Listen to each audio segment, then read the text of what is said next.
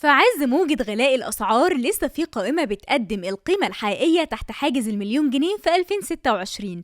6 عربيات زيرو نزلوا الساحة علشان يثبتوا إن الرفاهية لسه ممكنة بميزانية معقولة. البداية مع نيسان صني اللي بتبدأ ب645 ألف جنيه وبتقدم اعتمادية السنين، وبتنافسها رينو تاليانت بموتور تيربو وسعر بيبدأ ب675 ألف جنيه. أما شيري أريزو 5 الفيس ليفت فبتثبت سعرها عند 680 ألف جنيه لنسخة المانيوال علشان تقدم توازن بين السعر والتكنولوجيا. السباق بيسخن أكتر مع جيلي إيماجراند المجمعة محليا ب789 ألف، وإم جي 5 اللي بتبدأ ب799 ألف جنيه وبتقدم تجهيزات ذكية. والمفاجأة الحقيقية كانت عند سيات إبيزا اللي فئتها الإي جي قدرت تقف عند 999 ألف جنيه بالظبط علشان تكون آخر بوابات الألماني في الفئة دي قبل كسر حاجز ال1,000,000.